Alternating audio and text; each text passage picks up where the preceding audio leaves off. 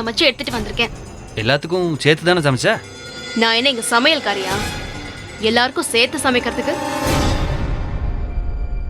ஜீவா வந்துட்டான் பாரு.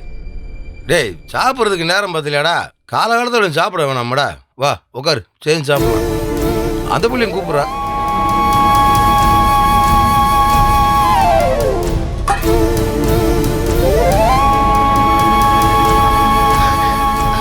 மாமா, அது மீனா அவளே தனியா சமைக்க ட்ரை பண்ணாலா, அதான் அவங்க ரூம்லயே சாப்பிட்டுட்டாங்க போல இருக்கு. சாப்பிட்டாங்களா?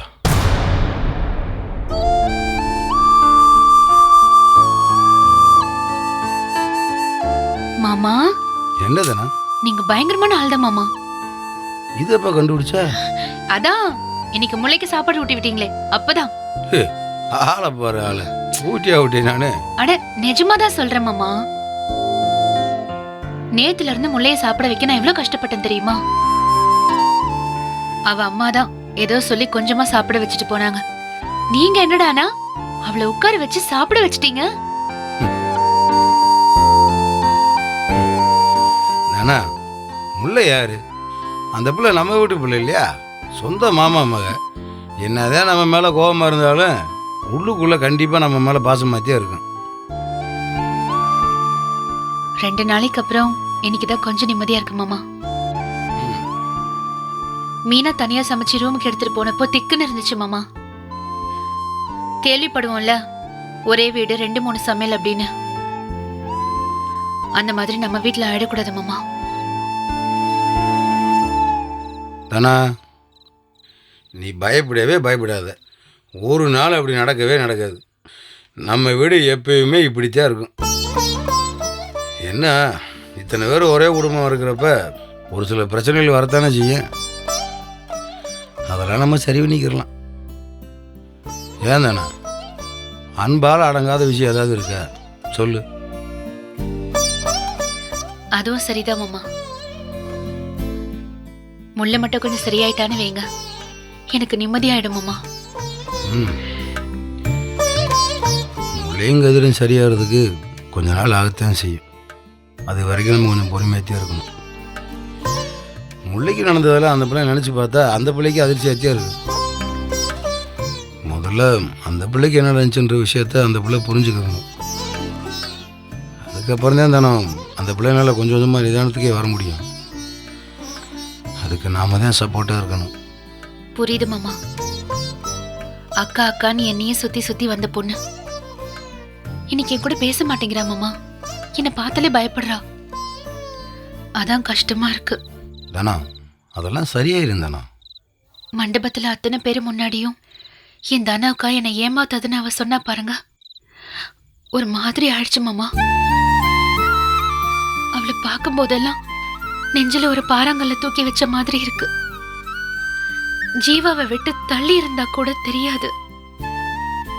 ஜீவா கூட ஒரே வீட்டுல இருந்தாகணும். ரொம்ப பாவம் மாமா முல்லை. தானா இப்படி இருக்கிறதுலே ஒரு நல்ல விஷயம் இருக்குதானா? ஒருவேளை முள்ளைங்கிறது தள்ளி இருந்துச்சுன்னு வை, அந்த பிள்ளைனால ஜீவாவை மறக்க முடியாம கூட போயிருக்கலாம். இல்லை டெய்லி அவனை நினச்சிட்டு கூட இருக்கலாம். இதில் என்னண்டா, கண்ணு முன்னாடி அவன் மீனாவோட வாழ்கிற பற்றி அந்த பிள்ளைக்கே புரியும். யதார்த்தத்தை பற்றியே ஏற்றுக்கும். ஜீவா மேல இருக்க கோபத்திலேயாவது கதிர் கூட சேர்ந்து சந்தோஷமாக வாழணும்ன்றது நினைக்கும்ல. நீங்க சொல்றதும் சரிதான் மாமா. முல்லையாவது ஏதாவது கோவமா பேசுறா, அவளுக்கு பிடிக்கலங்கிறத சொல்றா. ஆனா கதிர் நிலைமை இன்னும் மோசமாமா. ஒரு வார்த்தை பேச மாட்டேங்கிறான். காலையில கடைக்கு போயிட்டு நைட்டு தான் வரான். அவனுக்கு முல்லை குடும்பத்தை பார்த்தாலே பிடிக்காது. முல்லைக்கும் கதிர்க்கும் எப்பவும் சண்டை தான் நடந்துட்டு இருந்தது. அவங்கள போய் நாமெல்லாம் சேர்த்து வச்சிருக்கோம். நம்ம சொல்லிட்டோமேங்கிறதுக்காக கல்யாணம் பண்ணிக்கிட்டேன். ஆனால் அவன் என்ன செய்யறது ஏது செய்யறதுன்னு தெரியாம இருக்கான் தானோ. விட்டா அவன் கடையிலே தூங்கிடுவான் போல இருக்கு. என்ன பண்ணணும் என்ன பண்ணக்கூடாதுன்னு ஒண்ணுமே புரியாம இருக்கான் தானோ. அவனே இப்படி இருக்க கூடாது மாமா. கல்யாணம் ஆயிடுச்சுல, அவனை நாம கொஞ்சம் சரி பண்ணணும் மாமா. முதல்ல அவன் ட்ரெஸ்ஸிங்க மாத்தணும். எப்ப பார்த்தாலும் ஒரு அழுக்கு பனியன் அதை தூக்கி போட்டுட்டு போறான். அவன் நல்லா ட்ரெஸ் பண்ணி அவன் சிரிச்சு பேச ஆரம்பிச்சான்னு வைங்களேன், கண்டிப்பா முல்லைக்கு பிடிச்சிரும். அவன் பேசினா அவளும் பேசுவா. அவன் பேசினா அவளுக்கு பிடிச்சிரும் மாமா. நம்ம கிட்டயே எவ்வளவு உயிரா இருக்கான். முல்லை அவன் எப்படி பார்த்துப்பான்? நீ சொல்கிற எல்லா விஷயமும் நடக்கும், நீ ஒன்றும் கவலைப்படாத.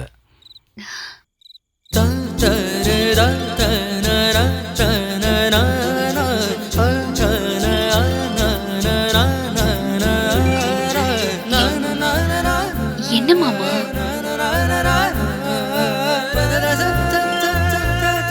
அட என்ன மாமா? அநியாயத்துக்கு அழகா இருக்கடி.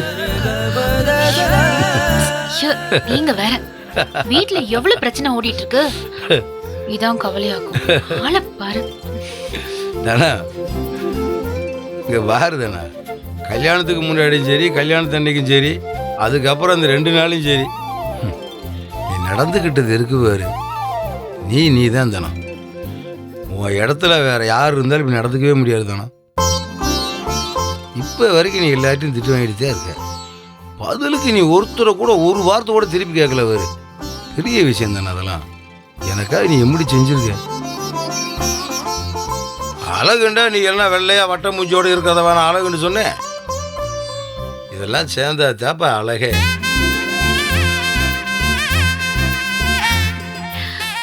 போங்க மாமா. தானா உன்னை மாதிரி பொண்டாட்டி கூட இருக்கிற வரைக்கும் எந்த பிரச்சனையும் இருந்தாலும் ஊதி தள்ளிட்டு போயிட்டே இருப்பேன். நல்லா தான் பேசுறீங்க. ஓம் பேச்செல்லாம் கேட்குறேன்.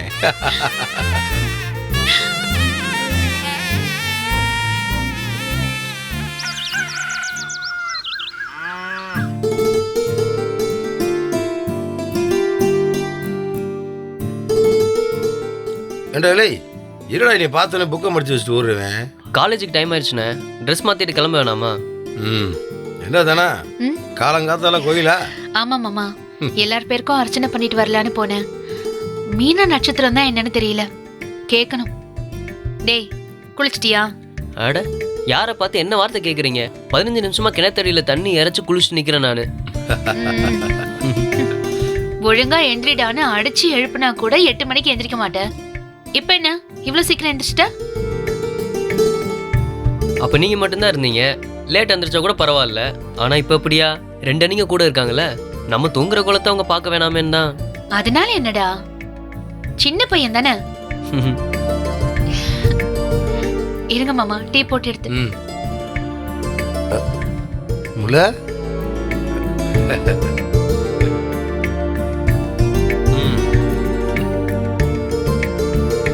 அண்ணி, ஐ ஒன்லி ட்ரிங்க் மில்க். இதுவா? பரவாயில்லையே முல்ல, கண்ணனுக்கு என்ன பிடிக்கும்ல தெரிஞ்சு வச்சிருக்கியா. சந்தோஷமா இருக்குப்பா. இஞ்சி டீ.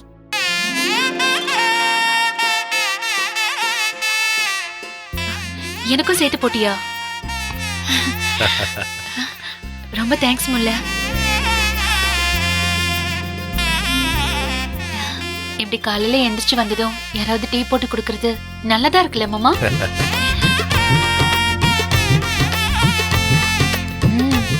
டீ ரொம்ப நல்லா இருக்கு இல்ல மாமா? அட்டகாசமா இருக்கு. சூப்பரா டீ போட்டிருக்கப்பா. நீ டீ குடிச்சே இல்லையா? குடிக்கணும் மாமா. நீ இன்னைக்கு டீ போட்டது ஓகே, ஆனா இப்படி தினமும் காலையில எந்திரிச்சு வேலை செய்யணும்னு ஒரு அவசியமும் இல்ல. நல்லா தூங்கி லேட்டா எந்திரிச்சா போதும். இது உன் வீடு முல்ல, உன் இஷ்டத்துக்கு இரு. தூங்குனா தானே எந்திரிக்கிறதுக்கு.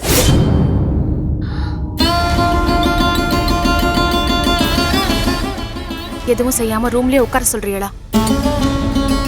எனக்கு பைத்தியம் பிடிச்சிரும். பரவாயில்லையா? ஐயோ, அந்த அர்த்தத்துல நான் சொல்லல முல்ல. என்ன செய்யறதுன்னே தெரியல. சும்மா உட்காந்துருந்தா எனக்கு ஏதாவது ஆயிரும். அதுக்காக தான் என்னோட ஸ்ட்ரெஸ்ஸை ரிலீஸ் பண்ணிக்க நான் ஏதோ ஒன்று செய்யறேன். சரியாயிருப்பா. இப்படி ஏதாவது செஞ்சு மனசை மாற்றிக்கிட்டு வீட்டோட நீ கொஞ்சம் கொஞ்சமாக விட்டுறப்ப எல்லாமே சரியாயிருப்பா. கவலைப்படாத. அண்ணி, பாலும் நல்லா இருக்கு. வா கதிரு. முல்ல, கதிருக்கு டீ. எனக்கு நிறைய வேலை இருக்கு. துணி ஊற வச்சிருக்கேன், போய் துவைக்கணும். இருடா, நான் டீ போட்டு எடுத்துட்டு வரேன். அண்ணி அதெல்லாம் வேணாம் அண்ணி, நான் போற வழியில குடிச்சுக்கிறேன். 2 நிமிஷம் போட்டு கொண்டு வந்துடுறேன். அண்ணி வேணாம் அண்ணி, சொன்னா கேளுங்க. கதிரு, என்னடா நீ இதை மாற்றிட்டு வேற ஒரு நல்ல சட்டையை போறான்னு எத்தனை வயிற்று ஒன்றை நான் சொல்றது? சொன்னா கேட்க மாட்டியாடா? அண்ணே எனக்கு என்னண்ணே, நான் சுத்தமாக தான் இருக்கேன். பத்தாவதுக்கு நான் செய்கிற வேலைக்கு தான் வசதியாக இருக்கும். இதை மாற்றிட்டு எல்லாம் சரியாயிடுமா? அதெல்லாம் ஒன்றும் சரியாகாதுண்ணே. சரி நான் வரேண்ணே. வரேன் நீ. டேய் இரு.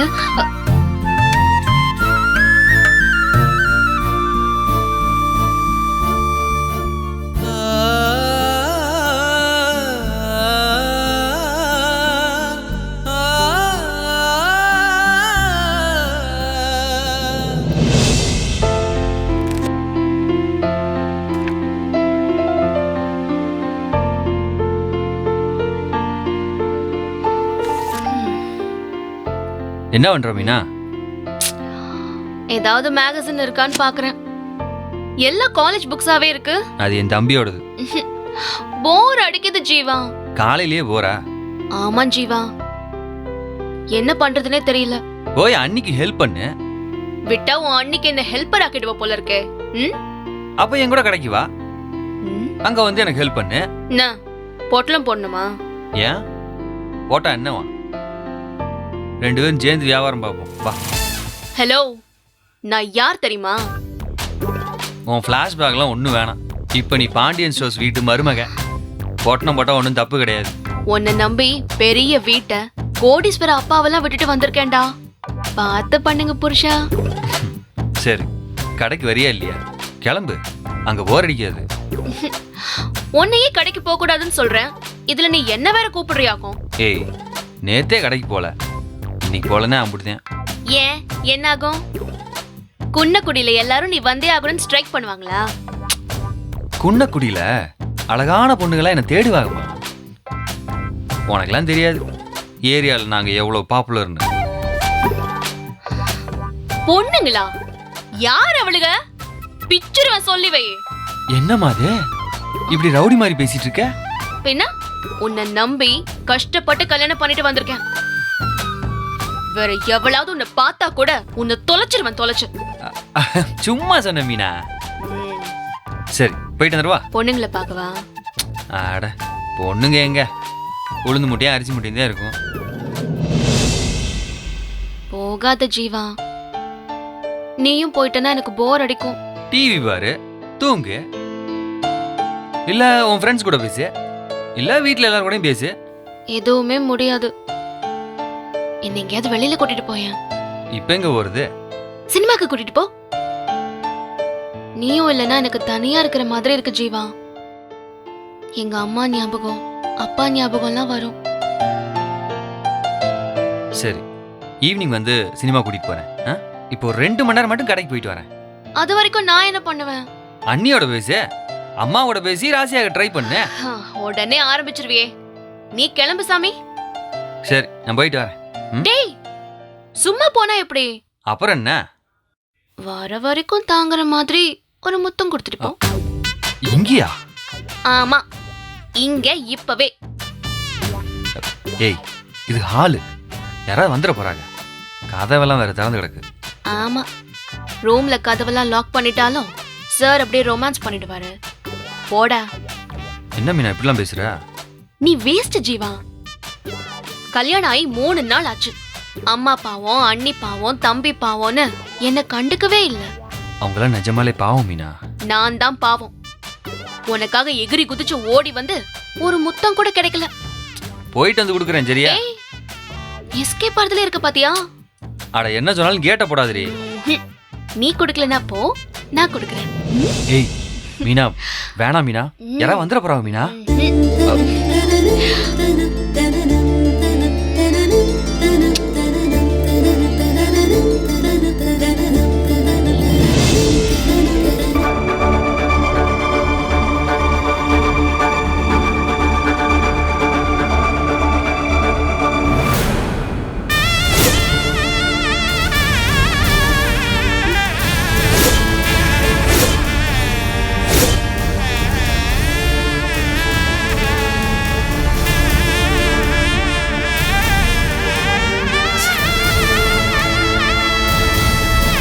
சாரி. நீ எதுக்கு இவகிட்ட சாரி கேக்குற? இங்க என்ன தப்பு நடந்துச்சு சாரி சொல்றதுக்கு? சும்மா இருடி. ஹஸ்பண்ட் அண்ட் ஒய்ஃப்னா அப்படி இப்படிதான் இருப்பாங்க. அதுவும் நம்ம லவ் பண்ணி கல்யாணம் பண்ணிட்டோம் ஜீவா. 2 பேரும் 2 வருஷம் லவ் பண்ணி கல்யாணம் பண்ணிருக்கோம். முத்தம் கொடுக்கறது தப்பா? நாம இருக்கிற இடத்துக்கு இவளை யாரு வர சொல்லுது? என்ன என்ன பிரச்சனை? ஒண்ணும் இல்ல நீ. எங்க மேலதான் தப்பு. நான் சாரி சொல்லிட்டேன். நீ ஏன் ஜீவா ஒண்ணு இல்லாத விஷயத்துக்குலாம் ஓவரா பயப்படுற? அப்படியே நடுக்குறியே. ஏய், நான் என் ஹஸ்பண்டுக்கு முத்தம் கொடுத்தேங்க. அதையே இவங்க வந்து எட்டி பாக்குறாங்க. ஏய், நாம பண்ணதே தப்பு. எதுக்கு அவளை திட்டுற? அவளை சொன்னா உனக்கு கோவம் வருதோ?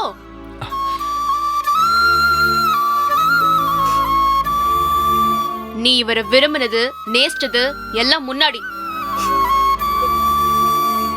இப்ப நான் இவர வைஃப், அது ஞாபகம் இருக்கட்டும். பழைய ஞாபகம் இன்னும் இருக்க வேண்டாம். போதும், நிறுத்து. யார பார்த்து என்ன பேசிட்டு இருக்க? காயப்படுத்துறதுக்கும் ஒரு அளவு இருக்கு மீனா. முல்லை நீ பாட்டுக்கு உன் இஷ்டத்துக்கு பேசிட்டே இருக்க. அவ யார நினைச்சு பேசிட்டு இருக்க? உன்ன மாதிரியே அவளை இந்த வீட்டுக்கு கல்யாணம் பண்ணிட்டு வந்த பொண்ணு. உன்னை விட அவளை இங்க எல்லாருக்குமே நல்லா தெரியும். அவ இந்த வீட்டு பொண்ணு. உன் இஷ்டத்துக்கு பேசிட்டே இருக்க. பழைய நினைப்புல இருக்கேன்னு அவ உன்கிட்ட வந்து சொன்னாளா? நீங்க 2 பேரும் சந்தோஷமா இருக்கிறதுக்கு இங்க யாரும் குறுக்க நிக்கல, முள்ள உட்பட. பர்சனலா பண்ண வேண்டியதெல்லாம் நடு ஹால்ல பண்ணிட்டு அவளை கண்டபடி பேசுற.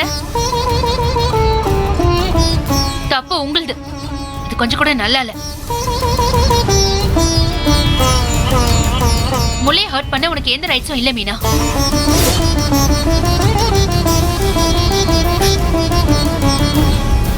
சாரி அண்ணி. தப்பு எங்க மேலதான். சாரி. உங்க அண்ணி என்ன திட்டிட்டு இருக்காங்க. நீ என்னன்னு கேட்காம சாரி சொல்ற? அண்ணி ஒண்ணு திட்டலையே. எது சரியோ அதைத்தானே சொல்றாங்க. எது சரி எது தப்புன்னு சொல்றதுக்கு இவங்க யாரு? இவங்க உன் அண்ணி தானே, அம்மா இல்லையே.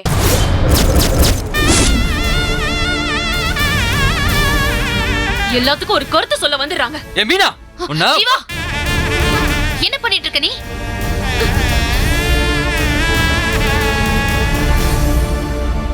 ஆமாடி, இவங்க எனக்கு அண்ணி மட்டும் இல்ல, அம்மா உந்தே. இவங்க சொன்னா நீ கேட்டுதான் ஆகணும். நீ இல்ல, இந்த வீட்ல எல்லாரும் கேட்பாங்க, கேட்கணும். ஜீவா,